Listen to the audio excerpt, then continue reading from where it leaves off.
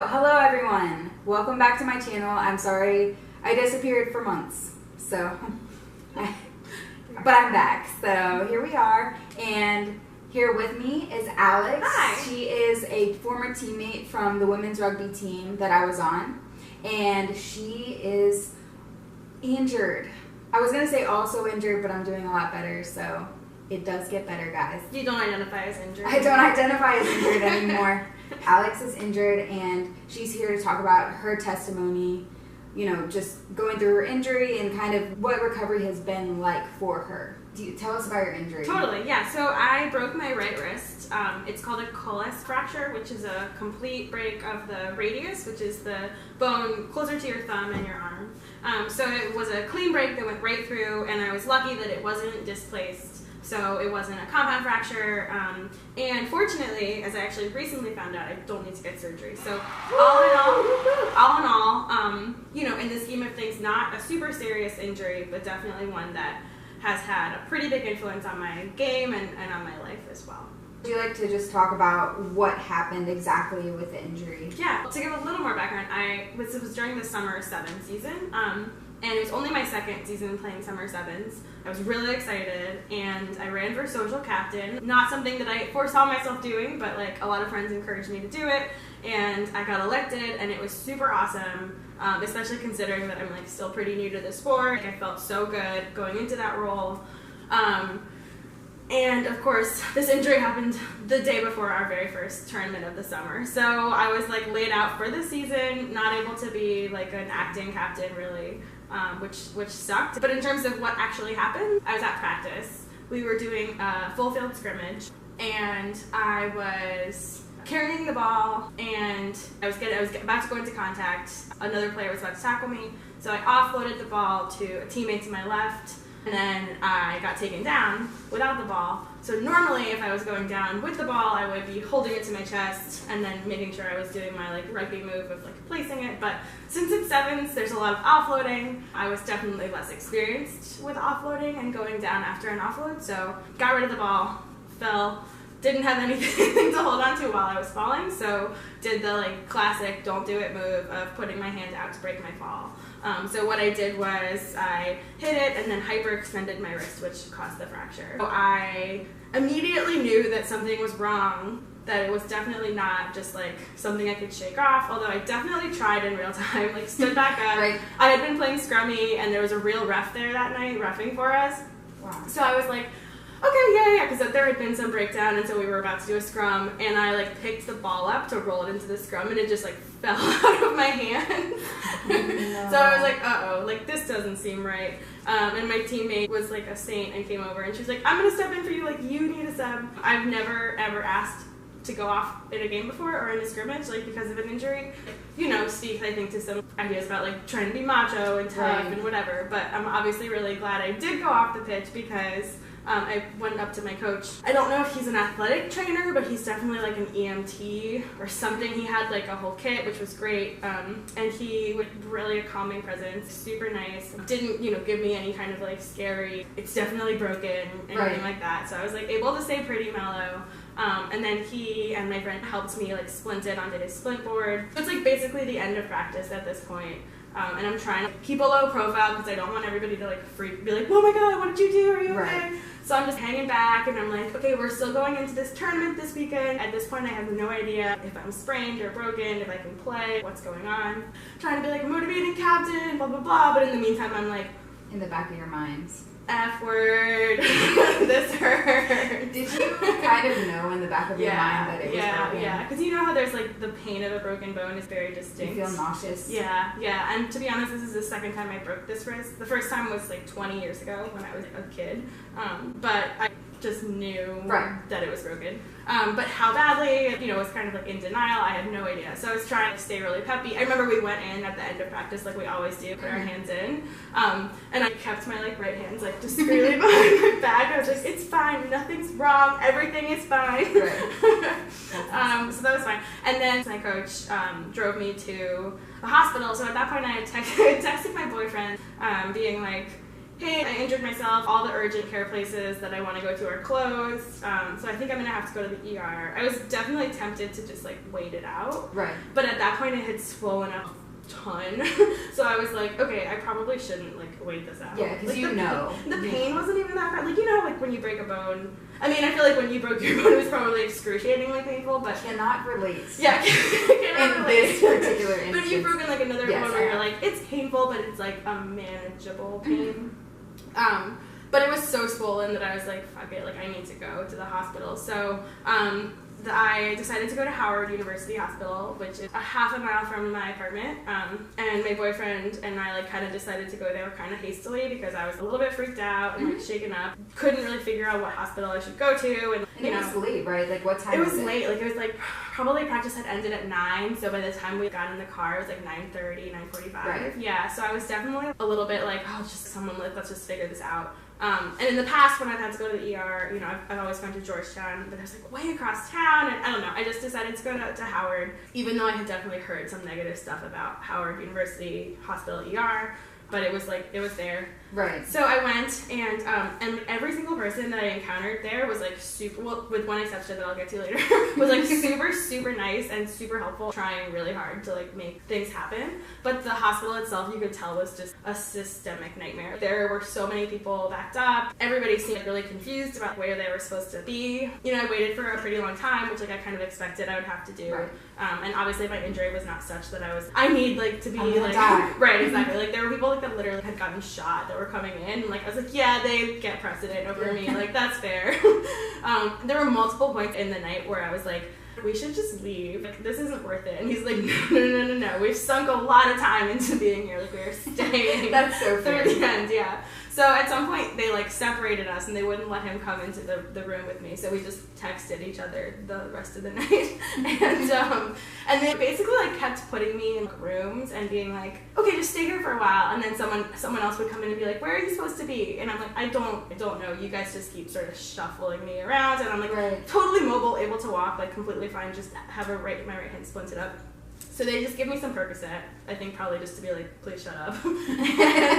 and then they gave me a pregnancy test because they didn't want to give me an x-ray before that, but they like gave me like a cup to pee in, and I was like, okay, I'm gonna try my best, guys. But I got one hand, so it got a little messy.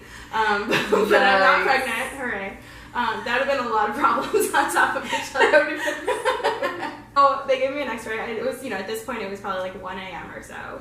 And the x-ray confirms that like I do have this fracture. The x-ray tech shows me the picture. The x-ray tech was this like super nice traveling x-ray tech from Arkansas. He was awesome. Shout out to whatever his name is. Arkansas tech guy. Thanks a lot. And again, everyone was super nice, but it just seems like there was bureaucracy and like confusing stuff, and no one really knew, you know, where the doctor was, and that sort of was amplified, especially at like 2:30 when the orthopedic surgeon finally showed up, and he had clearly just woken up, and he was like, why did you page me so late? Like if you got here at 10, why didn't you page me till now? And I was like, I don't work here. I'm not an employee of this hospital, I'm just a patient. Yeah. So he took like a bunch of weird notes on like the back of like an envelope that was asking me like, do you smoke, are you pregnant, blah blah blah, and I was like, oh, this feels very weird and unofficial. So anyway, he gave me a big like plaster cast that like went above my elbow, like up to right there, totally immobilized, over my hand too.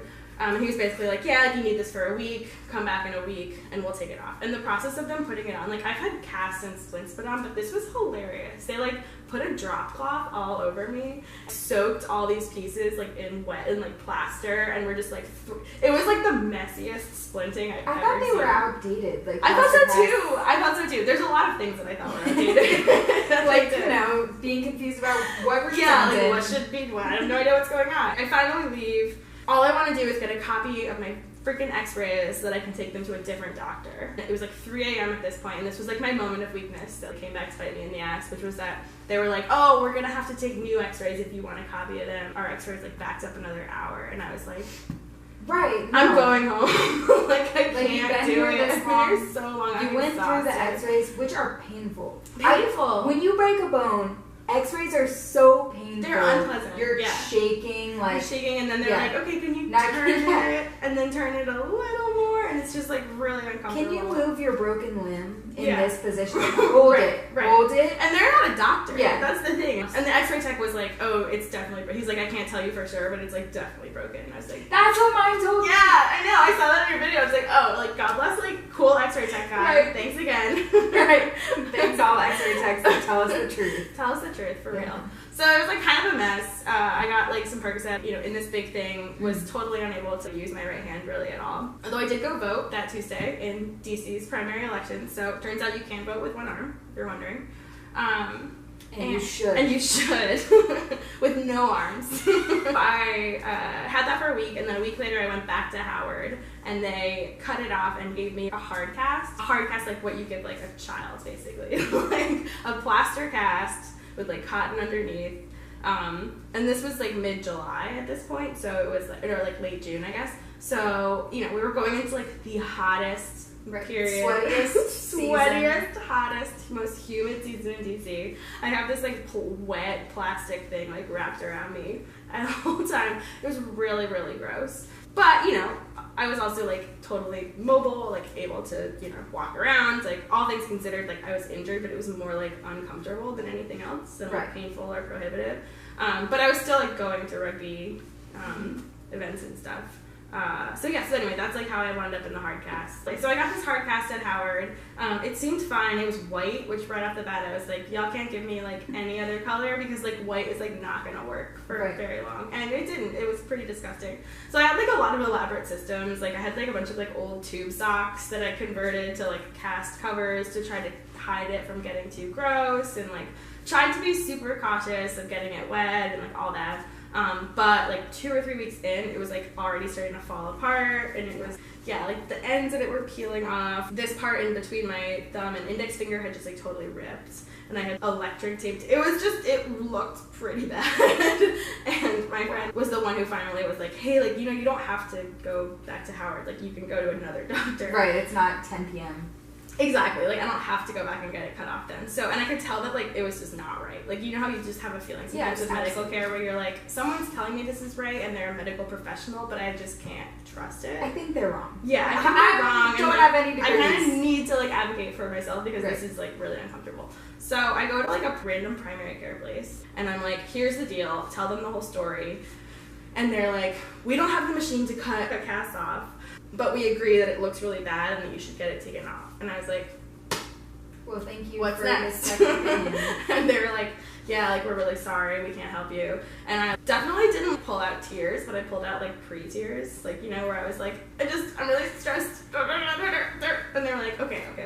And then they go back, and then this guy, this wonderful man, Jose, who is like a hero to me forever, comes back with 3 pairs of like garden pliers, and he's like, we're gonna get that thing off. It's cool. It takes us about 20 minutes. And it's like a group effort. Like I'm like pushing and Jose is like pulling, and it was really dramatic. But I finally got it off, which was awesome. Lo and behold, I had this like crazy dermatitis underneath that was like, of course, because it was like wet and disgusting. Right. Awesome. So I got prescription cream for that. So at this point I was like, oh my god, finally, like I'm like I figured it out. So they give me like a fiberglass, like a half cast, right? That I have to wrap in an ace bandage. It's like still a splint, and that also makes it like pretty much impossible to type or really to like do anything. But it's like like I can take it off to shower and stuff. And I like dealt with that for a while. That also started to get really disgusting, but whatever. Like I was like working. You and I worked out when I had that thing. Oh on. Yeah, and it was like fine to work out, but like not ideal. Right, but at least you weren't getting like skin exactly. problems. Yeah, at least I wasn't getting like weird fungal infections. Yeah, it was an upgrade. And then I went back to that place, to the primary care place, a couple weeks later to get a follow-up X-ray. And like a lot of primary care places, it's like a bunch of nurse practitioners, love nurse practitioners, and then a bunch of nurses and like maybe a PA of one doctor, right? And so like I hadn't seen the doctor the first time. Second time I go in, they take some X-rays, and then the doctor comes out and he looks at them and he's like, this break is really, really bad. He's like, this is really serious, and they definitely misjudged it when you went to the ER. And I think that possibly you are going to need surgery, but also it may have like reset improperly, so the hard callus growing around the bone might need to be broken.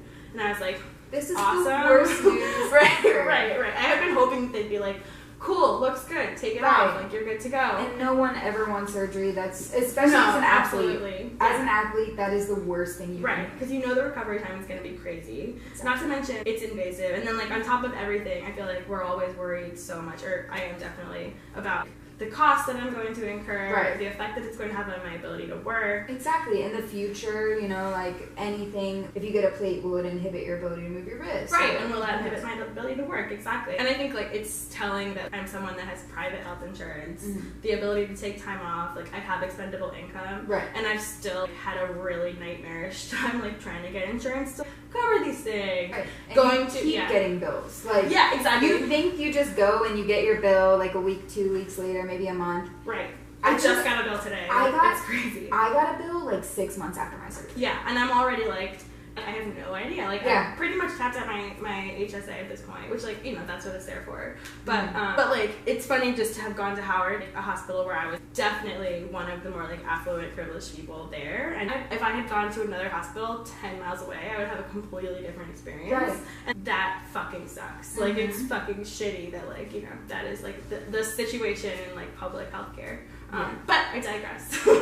That's annoying, and money sucks. Money sucks. Money sucks. Yeah, poverty sucks. But Yeah. let's talk about That's another video, you know. That's another video. That's another video. Yeah, definitely. So Alex, tell me about basically like how through your injury, your relationship with rugby changed. You know, you can go through your backstory a little bit, but really I just want to know like what this injury, both good and bad, has brought into your life. Yeah, totally. So I think like to give a little background on my relationship with rugby, I joined our team like 2 years ago, thereabouts, and it's definitely become just like a really huge part of my social community. I didn't start playing rugby until I was a little bit later on, like in my mid-20s, which definitely like was intense and scary to come into a sport that like, you know, is really, really, really challenging, and to be playing against people that had been playing for like 10 to 15 years when I did not know what I was doing.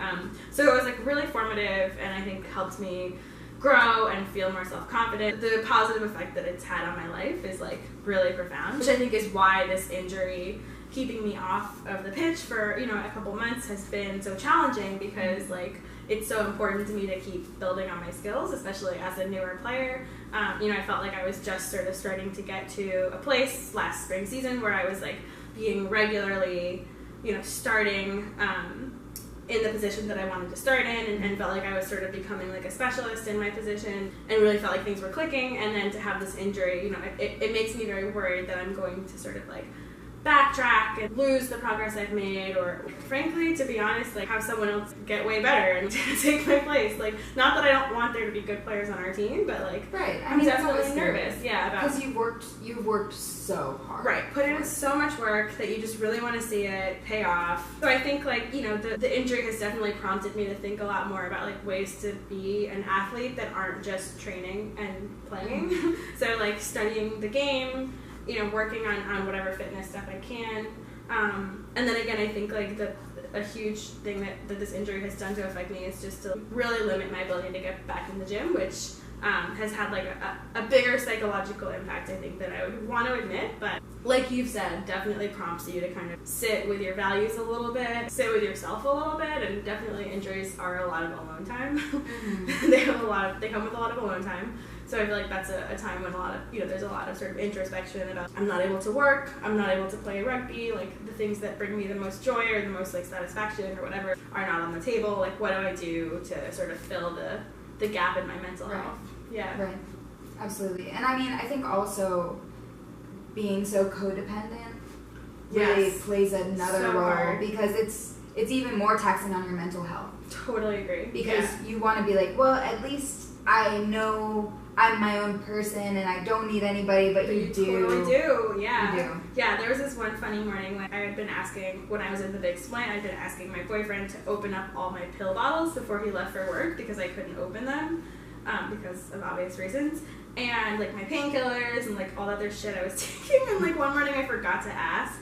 I like literally like had to like open it with a knife. Like I cut my pill with my left hand.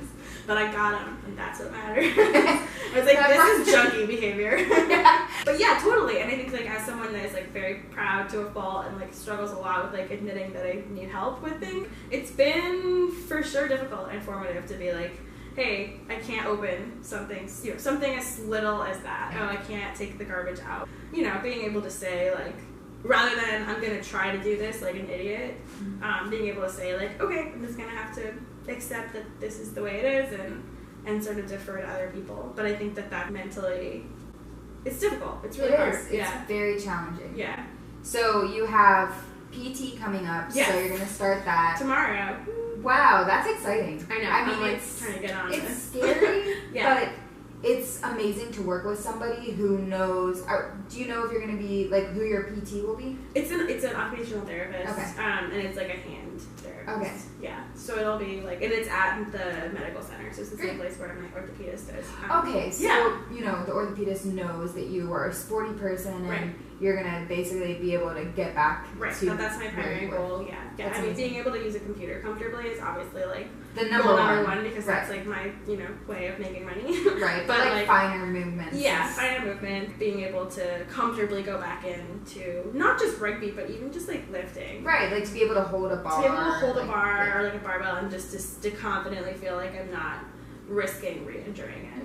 Absolutely. Yeah. So then after PT, probably gonna go to rugby practices, no contact. Yeah, that's my hope is like by mid-September I'm going to practices and can do like at the very least conditioning drills. I feel like I'll probably be out for like rucking and contact.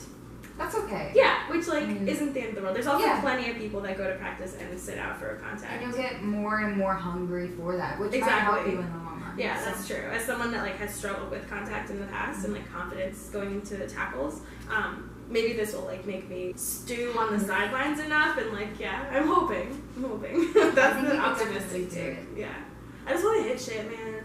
That's why everyone joins rugby. Soon enough. Absolutely. So you feel like obviously reprioritize your values. Yes, and totally. Kind of gained a greater appreciation for how well you were taking care of your mental state. Yeah. Which is kind of awesome. Yeah. That you know what you need. Like you know yourself a lot more than you thought. Yeah, and I think knowing the degree to which like physical activity plays a role in my mental health, but that it can't be the only thing that plays a role in my mental health. That I do need like other ways to kind of process stress that aren't just go sweat it out and like not talk to anybody for 20 minutes. Right, exactly. And like you're still involved with the team. For sure, yeah. And that's another big piece is like it's still a community, like there's still a ton of I've been thinking about trying to like organize like hill sprints or like something terrible and obnoxious like before practice to try to stay show my face basically. Kind of have people hate you. Yeah, have people hate me and miss me. Yeah, and miss you. I totally understand. Yeah. That's awesome. I think you're going to do amazing. Thank you so much. And I think you're going to do amazing too. You're going to do amazing. Yeah. Spring season. And you're like, I look at you and I'm like, oh, total inspiration because you've come back sooner than you expected, but by taking it very seriously. And I hope that I can, do the same. So. Oh. We're Type A, so we've got this. Hell yeah! Type A club. That's right. Join the club. Yeah, if any of you are Type A, if anybody else would, I don't know, maybe go crazy if they couldn't exercise or organize their schedule. Like if that sounds like you, hey. You're not alone. And also, if you fractured your radius, you're not alone. You're not alone. Colles fracture. Oh, one thing I did want to say is how much support I did find going on Instagram and following the Colles fracture hashtags and just seeing other folks that have had it. Even though it is a really common injury, it's cool to see, hey, look, there's other people that are feeling really similar. Exactly. Very common sports injuries, so a lot of other athletes. And that's why we're making this video. Exactly. Hashtag Colles fracture. Hashtag list friend fracture. Yep. Perfect. Hashtag injury recovery. Thank you so much for letting me talk about this. Thank you, Alex.